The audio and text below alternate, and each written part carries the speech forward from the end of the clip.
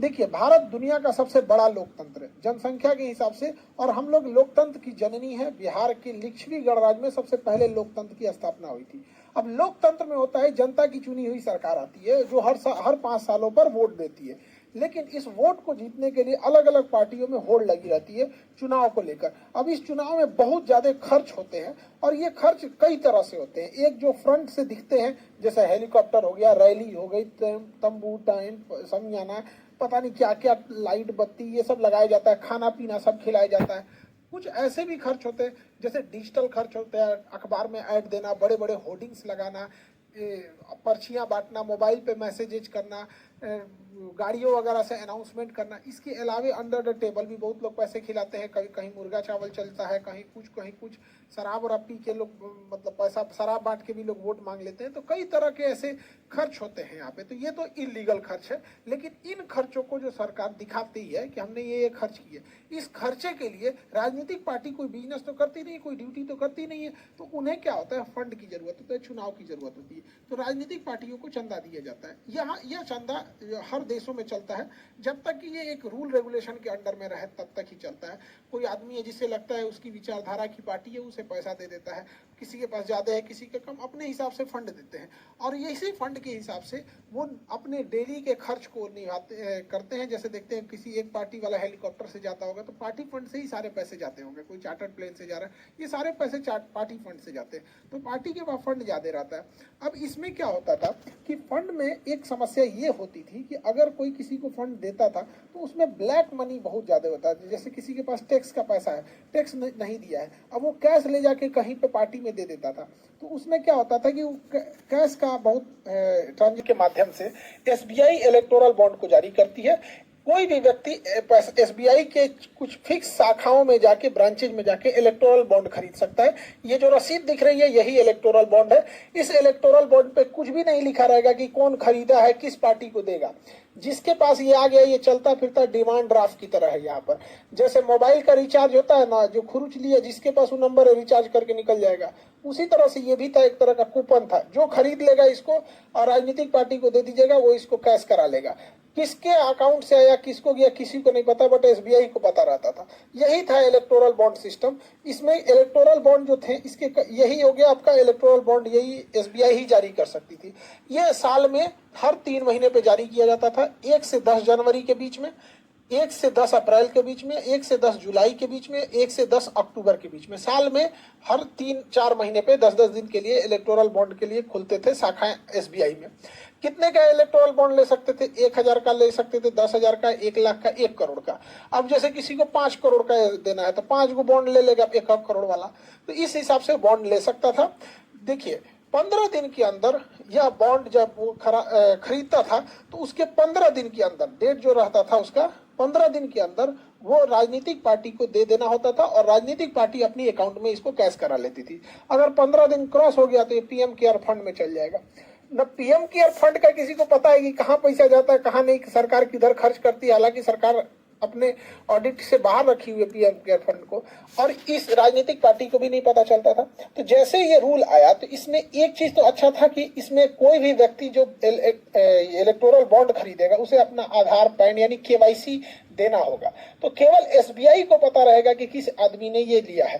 कोई भी व्यक्ति अगर वो पैसा चंदा खरीद लेता है तो इलेक्टोरल बॉन्ड से दे देता है। इससे एक फायदा था कि कोई व्यक्ति किसे चंदा दिया ये पता ही नहीं चलता था, बस उसे इलेक्टोरल बॉन्ड से दिखता था। लेकिन इसमें कुछ गड़बड़ी धीरे धीरे आने लगी। कई सारे इसके नियम कानून थे इलेक्टोरल बॉन्ड का। जब ये 2018 में आया तो 2022 तक, क्योंकि 2023 का आंकड़ा अभी सरकार ने दिया नहीं है इलेक्टोरल बॉन्ड का, तो जब से स्टार्ट हुआ यानी 2017-18 के फाइनेंशियल ईयर से, और 2023 का डेटा अभी सरकार नहीं दी है।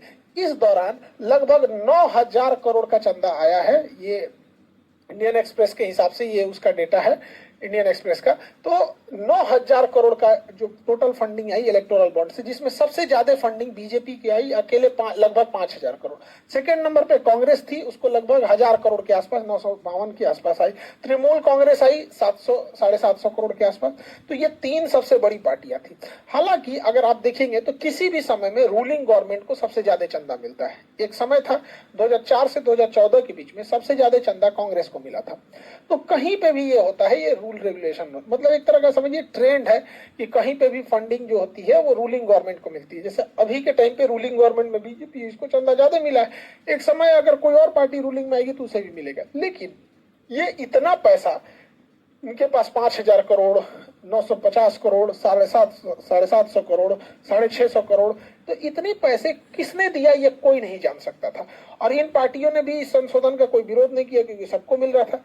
लेकिन उर्जित आर पटेल जो आरबीआई के गवर्नर थे, उन्होंने कहा था कि इससे ये एक तरह का समझ जाइए कि इससे ना मनी लॉन्ड्रिंग की समस्या उत्पन्न हो जाएगी। तो ये आरबीआई का कथन था, रिजर्व बैंक ऑफ इंडिया का। यहाँ पे एडीआर एक संगठन है, एसोसिएशन फॉर डेमोक्रेटिक रिफॉर्म, ये चुनाव में किस तरह से पारदर्शिता ला जाए उस पर ये काम करती है। उसने एक केस कर दिया सुप्रीम कोर्ट में कि इसकी गहन जांच हो जाए। वहीं निर्वाचन आयोग का भी कहना था कि इससे पारदर्शिता की कमी हो रही है, जनता को पता ही नहीं चल रहा है कि किस कंपनी ने किसे पैसा दिया।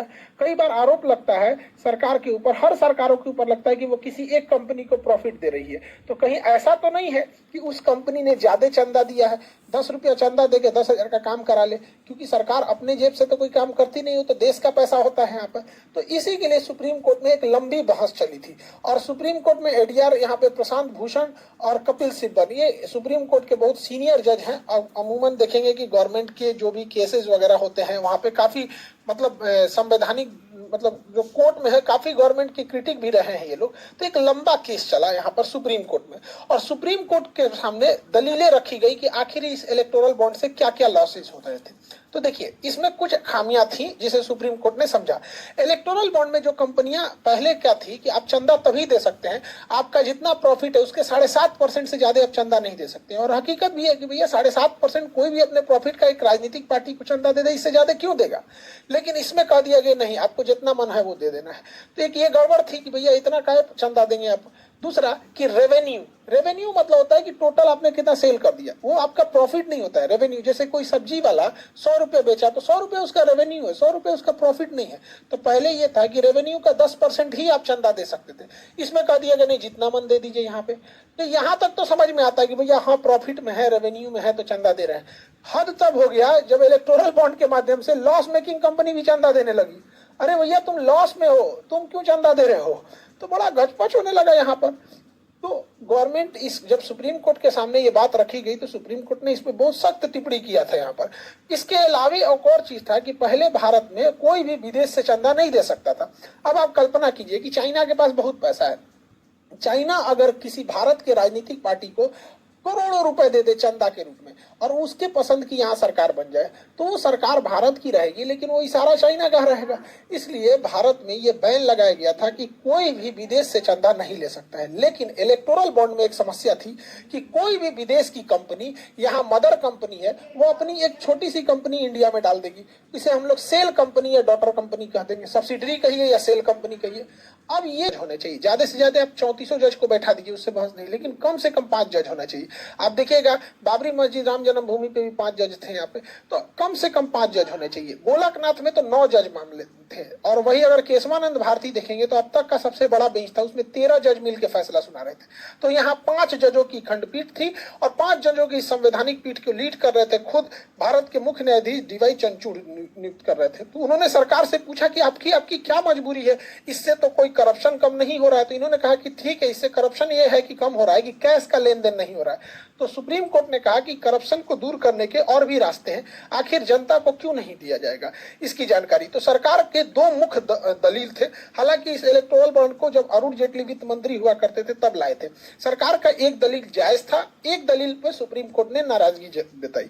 कौन सा दलील जायज था? एक था प्राइवेसी, कि अगर कोई कंपनी सरकार को चंदा दे रही है और इसका सार्वजनिक कर दिया जाएगा तो हो सकता है कि जब वो सरकार में न रहे तो दूसरी जब पार्टी सरकार में आएगी तो उस कंपनी को अच्छे से बिहेव न करे या ऐसा लगे कि भैया तुम तो उस गोल के हो, तुम इस ग्रुप के हो।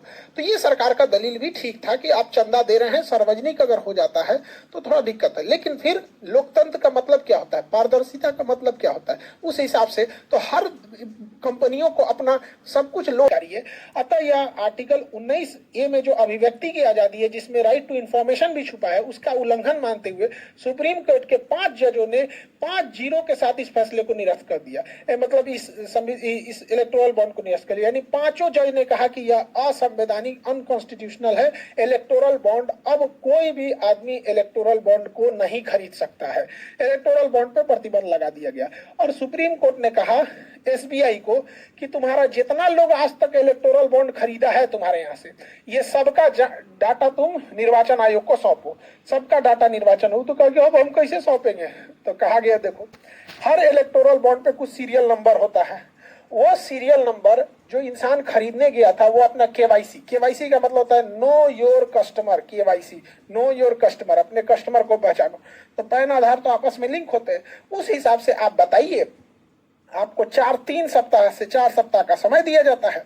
आप इस चीज को डिसीजन लीजिए कि आप सारा डाटा दीजिए। और 13 मार्च तक का समय दे दिया सुप्रीम कोर्ट ने निर्वाचन आयोग को कि आप ये सारा डेटा सार्वजनिक कीजिए। तो 13 मार्च के बाद देखना होगा कि जब ये डेटा सार्वजनिक